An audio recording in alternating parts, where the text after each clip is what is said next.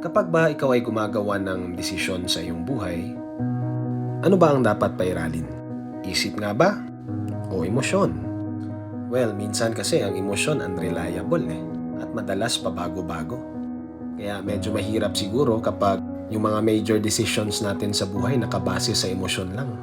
Kagaya halimbawa ng pag-ibig, career, major family decisions, investment, at marami pang iba. At madalas kapag emosyon ang pinapairal, maraming pinagsisisihan sa bandang huli. Kaya baka naman siguro isip ang dapat pairalin. Like bago mag-decide, iniisip muna natin yung consequences. Like tinitimbang natin yung cost at benefit ng isang decision. Pipiliin ko ba to o hindi? Ano kaya magiging future outcomes kapag ito ang pinag-decidean kong gawin? Kasi at the end of the day, ang mga mahalagang bagay sa buhay pinag-iisipan. Because the decisions that we make today will have huge impact in the future.